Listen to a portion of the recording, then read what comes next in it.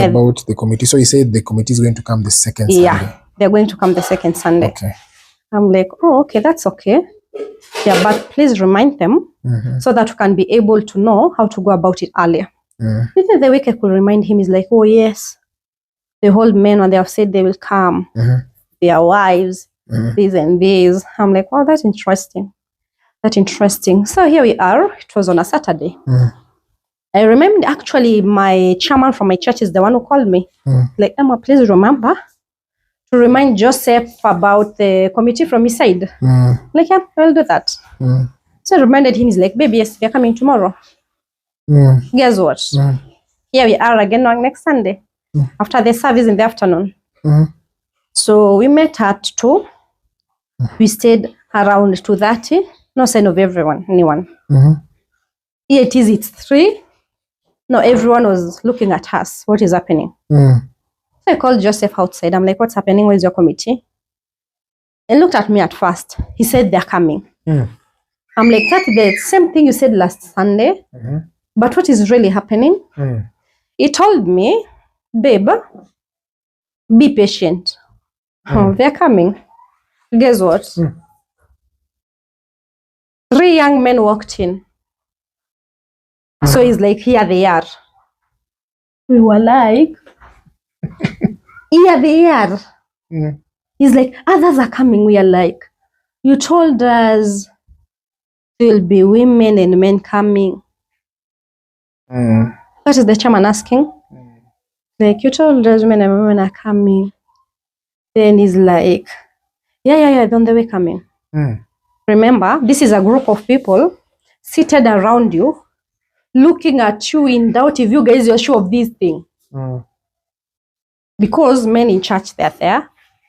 Older people, they're there. Older women and guys, they're there. Then Joseph, 3 friends, young people, around 20, 21, from 26 below.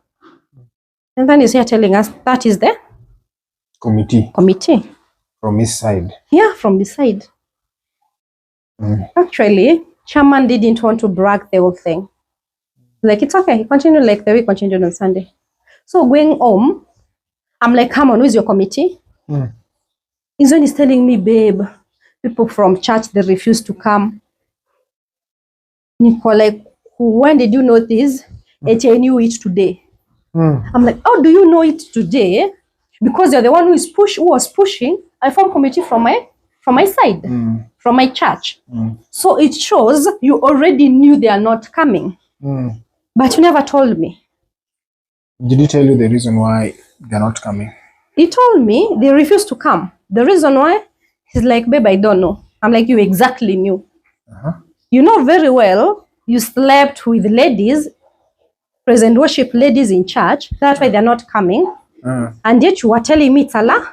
It's a lie. It's a lie. Wow. So he's like, babe, no, I never did that. You know, we discussed about this matter. So I'm like, okay, tell me, why did your pastor not really allow his people to come in from a committee? Like, babe, I don't know. I'm like, did you call your pastor? No, we don't talk. I'm like, so you don't talk to the person you expect his congregation to come? It's not making sense. So I was mad. It's when I knew here it's me and my church. Alone. Me and my church alone. With my friends and my family and his family. I'm like, wow. I'm like, what about the committee? You told me you formed in WhatsApp. He's like, babe, yes, they are there. I'm like, please add me. Like, babe, I'll add you tomorrow. I'm like, why not now? So I saw this was a pure lie. Wow. But me being the person I am, I just kept quiet. And kept quiet, we talked it on. The next day, I'm like, you have to hide me what happened. He's like, babe, I'm hiding you. You'll be surprised the type of group I'm being had that I'm being told. It's committee from church. So he formed his friends from outside, other ministers. He brought them together. Then I'm like, oh, this is where you're hiding me. But you told me it's your church. I'm like, okay. It's well. Now here we are. The next Sunday, which was the 3rd Sunday, these people never showed up. Again. They never showed up. So do you know what his committee is telling me about? The committee I was headed in. It wasn't a committee. These are the young men he brought up together to form a committee from his side. You're getting it? Like, you weren't just assorted. Yeah, from different people. Different young men. Yes, young men he brought in. So when I went to the profile, I was looking at the profile. I'm like, what is this? Like, it's a committee decided to form a committee of mine. I'm like, oh, that's amazing. People from his church, as he told me, there are some guys who decided to still go with these, even if his pastor seemed not to support it. As for him, he didn't tell me pastor didn't support. Support is. I want to say these are a fake WhatsApp group. This is a fake WhatsApp group. For committee. Exactly. Wow. So I'm like, who are these? You know, these guys, they're friends. This one is from KAG. The other one is from Deliverance. The other one is from Catholic. Like, babe, I didn't have a choice. Then I'm like, why did you feel you have to lie about it? You just have told me. People from your church, they decided not to support this. Like, babe, I could not have done that. You see, you have your committee in church. My side, they don't have. I'm like, so all along, you knew the reason why you're pushing me to form a committee in church? In our church, because you knew there is no committee. So the thing, yeah, it is. It was on the fourth Sunday. This was the last committee. Yes. Yeah. So we talked. Within the week, the people, they will be coming on Sunday. Yes. That Sunday, he said he has some guys, the cameraman, he has some guys for tents and everything. So they were supposed to come with to the committee. The vendors. Yeah. We discuss about it. We know how much they will be paid and everything. Yeah. So Joseph brought his friends and everything. And he's like, oh, I have this guy, I have this guy. So we are like, okay, how much will we be paying them? It's like, when we come to the last meeting, we'll discuss about it. Yes. So here we are in the last meeting. His friends came, like around 4 of them. They came, and as always, everyone was just looking around, asking, where is Joseph's committee? And then it's like, this is my committee. So everyone was like, what are you even telling us? So the chairman was asking questions. Then he's like, let's just let him slide. As it always be told, lies have short legs. So he was caught there. And he's like, yeah, this is my committee. But not him being the groom, no one wants to try to make him, to make him feel as if he's being ashamed or anything. At the end of the day, he's wedding in between me and him. Yeah. So they let it slide. So here he is. We were talking, then these guys came, the photographer, videographer. Yeah, as in people to offer all these services at the wedding. And then surprisingly, is the one now talking. He's like, my cameraman, my God, is going to be paid 60,000. What? We're like, come on, 60,000. We are like, why should he be paid 60,000? So the cameraman is next there. So the moment that he says 6,000, well, everyone is like, and let me tell you, and the man is budgeting, not even a shilling he has given out. Not even a single shilling. And then we are like, 60,000 a cameraman. And yet we have a very nice guy here in church doing the same thing. He has been doing like, he was taking videographer, photographer for the people who have been having weddings. I've seen the pictures before and they were really quite amazing. He had, how do I say, his work was good. And then the guy, he was costing us around 30,000. We were like, why should we pay? No, these are the guys in the committee. The other man asked, why should we pay 60,000? Show us for what you are paying for 60,000. Joseph like, yeah, send me the pictures, they are good. So the thing is, his decision is final. Then I'm like, okay, where is that 60,000 to pay this guy? Where is the 60,000?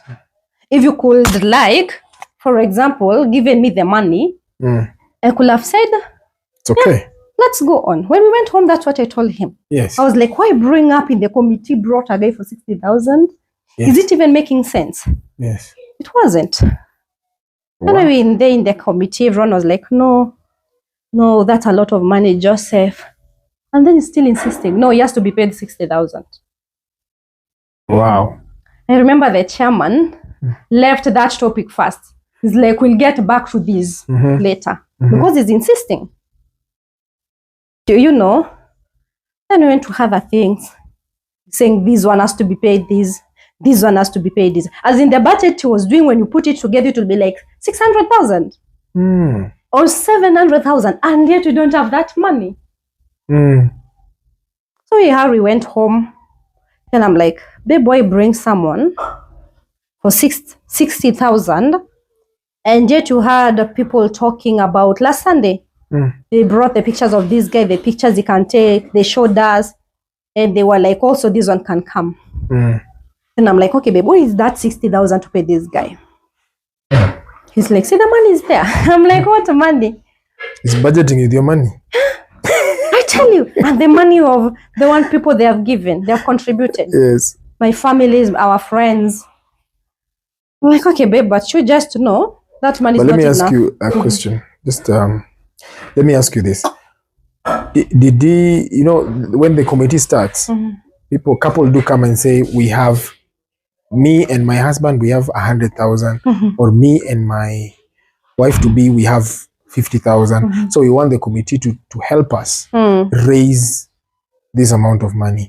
So in your side, you and Jose, how much money did you have, and how much did you guys did he bring together so that you can come to the committee and say, as we have 50,000, so we want the committee to help us raise 150. Yes. Okay, this is what happened. I had talked to him. I asked him, babe, how much do we have? As always, there is some money I'm waiting for. As always. Yeah, as always. But today, tell me something we have. Then he asked what I have. I'm like, I have nothing. I have nothing in my account. My account is 0.00, nothing. Then he looked at me. He's like, so you don't even have the money to pay for the house? I was like, come on, man. You mean rent? Yeah. Because I had said we should take or look for a house, our 2-bedroom, since you're planning to go and start a family.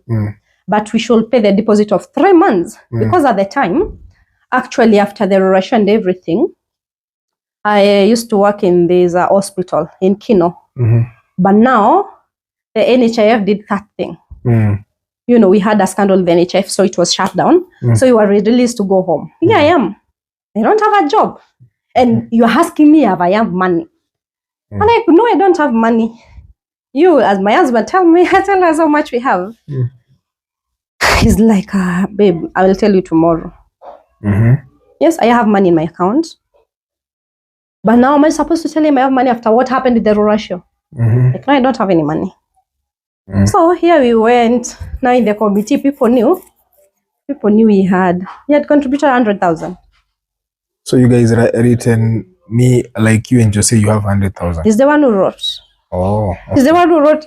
We had 100,000. He came the next day, like, babe, they're going to say I have 100,000. There is a deal I'm waiting for. Okay.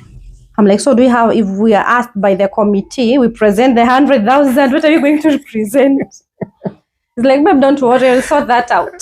Yes, as always. As a naive person, I believed him again. He's going to sort because this is a wedding. Now here we come and we planned for the wedding. Before they did it, we were looking for a wedding ground. I came, I called my friend. I'm like, hey guy, where are you? Oh, I want to go and look for a ground to do this and this and this and this. He's like, oh, that will be amazing. I'll help you tomorrow. It was like a week, the wedding. Yes. So you need to look for a ground. Yeah. So I call my husband. I'm like, babe, say, twende tutafute ground. He's like, I'm going to be busy. I'm going to see this pastor. There is some money you offer to give us as a gift. So I bought the story. I'm like, okay. I called my friend. She came along. We went and looked for a garden. And then in the process, my friend is like, "Where is Jose?" Like, he has told me he will be coming. He has some deals he has with another pastor. He'll be coming. After like actually around 30 minutes when we are going, is when he told me, "Oh, I'm done with the pastor." I'm like, "Please come." Then he's like, "Do I really have to come? I want to go and look for the suits and everything." I'm like, "I think you told me yesterday. The tailor told you after 2 days is when you'll go." I'm like, "Please come and help me look for a garden." Because the wedding, it's not only mine alone. Then he came. Then we were looking for different gardens within Nairobi. This and that, this and that. When we reached another garden, I remember it was going for 80,000.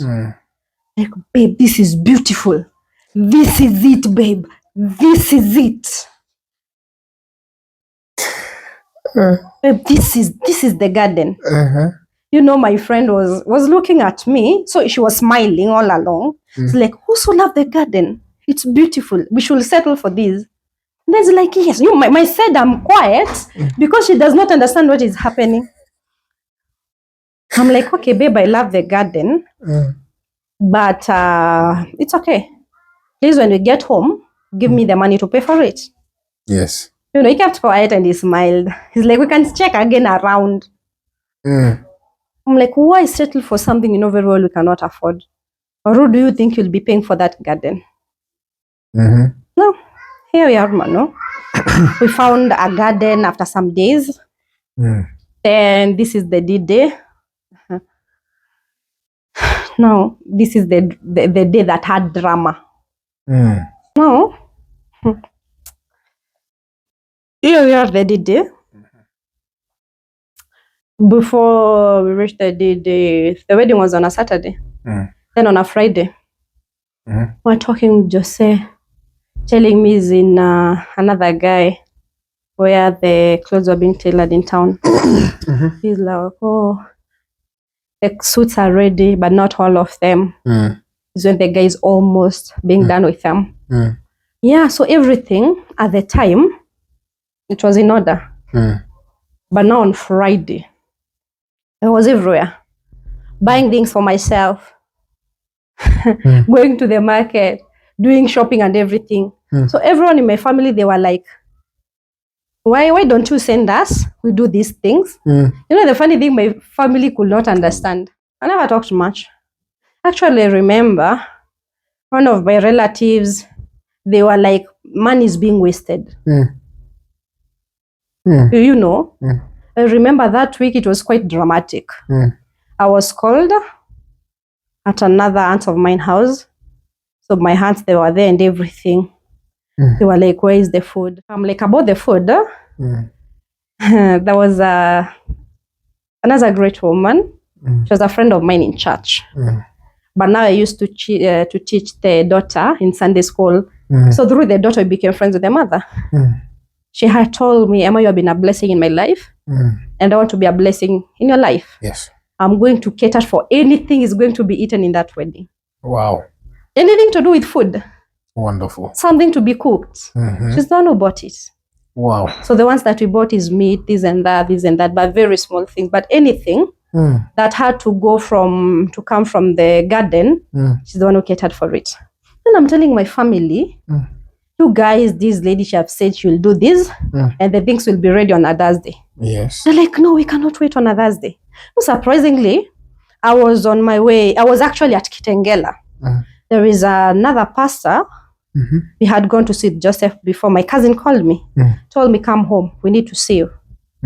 So I'm like, "You guys, the wedding, it's on Saturday. Right now it's on a Tuesday. Yes. And everything is going to be in order. But tomorrow everything is going to be okay." Yes. But now the pressure. My hands, as in for them, they were worried. "You're supposed to do this. You're supposed to do this. This has to be ready." You know? And what broke my heart, it's when I'm telling them the budget, this and that, this and that and that. And they didn't even believe. My cousin didn't believe me. This is a conflict that arises between you and your people. Exactly. Because of the money. Me with my people about the money. So they want you to give them the money. Yeah. So that they budget everything. Yes, they budget the money. But for you, you have already seen what you want to do. Exactly. I've seen what I have to do. I've done the calculation. The money is not even enough. Okay. I'm like, if I give out this money or I tell someone else to help me, the things that are going to be bought, trust me, I'll be told, Emma, we need this and this and this and this and that. Yes. Yeah, so I'm like, actually, you guys, you cannot understand what I'm going through. I took another lady, she was a chef, who went and bought things and everything. And we come back home, they are talking, relatives and everything. She cannot do this, she cannot do that. One thing they didn't know, this money wasn't even enough. It wasn't enough. Even when I was buying things, I took the responsibility of doing everything because I could not buy everything. I told the chef, I know this and this has to be bought, but the money is not enough. I'm the one who wants to go back to my pocket. Okay. I don't want to do that. This is what is here. This is what we should do. So you are cutting the budget according to the way you felt? Yes, the way I felt at the moment. Because I'm like, I've gone back to this pocket so much until I'm like, so let's say I don't have a job at the moment. Yes. My husband has been chased out of church. He got no job. We got no job. So we both jobless. And then we are getting into marriage. Yes. The rent has to be paid. Yes. This and this has to be paid. Then I'm like, no, at the moment, let me deal with this budget by my own. So I did everything. Later on is when my dad is calling me. He's like, yeah, people, they're saying you're doing this and this and that and that. And you're not involving them. And I told my dad is the reason. He's like, wow, I understand. Don't give anyone the money. Because the money, you know how money is. Even if my friend, yeah, they can use it very badly. And I didn't explain much to everyone. I just told my family. And they were like, actually, we understand. So the rest of the things, my sister, one who were picking and everything. So here we are on a Friday. Everything is when people want to put things in order. Like my husband, like everything, baby's in order. It's when the guy want to release the clothes and everything. I'm like, okay. When it came to the clothes, we said each and every person to pay for themselves. We could not be in a position to cater for everyone. Sorry, could not be in a position to cater for everyone. So here we are. Yeah, it's in a day. I'm being called. I'm seeing my husband's call at 4 a.m. I woke up, we talked. He's like, the tailor doesn't want to release the clothes. That is on Saturday? Yeah, it's on Saturday. Saturday morning, and you already prepared? You're in the gown? Yeah, my girls are prepared. Everybody's ready? Everyone is prepared. But now him is calling you? He's calling me. And then to make me feel bad, it's the only responsibility he had. In the whole wedding? Yes, in the whole wedding. The only thing I'm like, please, you sort out the men's clothes. Because when we went to the garden and go to these other things, he's ordering things which are expensive. And at the moment, okay, I'm not saying I wouldn't want an expensive wedding. Actually, if you could tell me, someone could make me a wedding for 20 million, could be very happy. But here we are, the budget, the one we had. Here the family is pressuring me. He himself want the garden of this kind of amount. As in, he want expensive things. Which myself, I cannot even be able to cater for. And I don't want to go back to my pocket. I do this and that. Well, I've done enough. Yes. Okay. And here Harry's calling me at 4 a.m. He's like, babe, this and this is needed. The guy has refused to release the clothes. I'm all like, why? He's like, the guys haven't paid. I'm like, I think you are taking care of men. All along I've been asking him, he's like, babe, yes, everything is ready. People are paying. So it was your responsibility to follow up with these guys. It was your responsibility to remind them. You get it? The grooms, they don't have their clothes. They don't have their clothes. It's on a Saturday morning, and now you are the person who's supposed to sort that issue. Yeah. Okay. Yeah. Then I'm like, now what do we do? He wanted he wanted the money to pay for those clothes. To come from you. Exactly. Who else was it coming from? I'm like, what are you telling me? I'm like, no. Hey. Those guys are there. This thing of clothes has been like 2 months now. You had all the time in the world to cater for it. I'm like, babe, I'm sorry, but where jipange? Out of the phone. Is he calling me again, giving me the tailor? We talk with the tailor. You negotiate with the tailor? I'm like, hi, are you not the one who is there? So you come, I talk to the tailor, this, and the tailor says, Ema ni heshima yako na release hizi nguo. Yeah, I know everything is sorted. We are preparing and everything. Women came, everything is in order. But as for him, he wanted us to pay for those guys. So we talked, we came in an agreement. We'll see a way to sort it out. So here we are, the preparation are going on and everything. Women are coming, others from Meru and everything. As in it was a beautiful thing.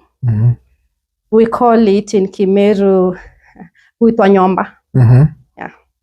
As in to come and bring the bride from the home. Yes. To accompany the bride with the singing and everything. Yes. So here we are. It's 10. And in church, we were told if we come past 10, in church it's a rule which has been there. When you come past 10, you have to pay 10,000 shillings. So I'm doing my best. But here we are, it's already 10. Yes. And then I'm calling my guy, how far are you guys? He tells me, babe, we are still with the tailor. I'm like, we talked with this guy around 4-5. And he said this is supposed to happen. He's like, oh, he had not come. Right now is when he's reaching to his office. Like, it's 10. So what you're telling me, we have to pay that 10,000. Yes. You know? Fine. Yeah, for fine. So here it comes, calls me again. And it's like everyone is pressuring me. My aunts, my uncles, they're like, why are we not going? It happened. Yeah, we decided to go. Now this time, we are at Shoka. And then he's calling me. He's like, babe, we haven't arrived in church yet. Like, where are you? Oh, it's when we're on our way coming. So, there is something which happened, which put everyone off. Here we are. The chairman, he called me, then he talked to the chairman. Then the chairman is like, right now we cannot go to church because the groom is not yet there. He has to arrive first. Yes. But now they're telling us we cannot go. So the cars have to be parked on the other side of the road. So when the cars were parked, everyone was told, please park here. We cannot go right now. Hey, people came out very angry. They're like, what are we doing? Why is this happening? So they were being told by the chairman, you guys wait. Just be patient. Just wait like 5 minutes. The chairman is calming everybody down. Yeah, he's calming everybody down. What is happening? Has the wedding been cancelled? As if everyone at the time had their own excuse. You know how friends and relatives and other people, you don't know how they can be. Yes. So I could hear rumors. I'm like, okay. I could hear them talk. Guess what? And you're in the car, so... I'm in the car. And the other people in the car, they're still also talking. My goodness.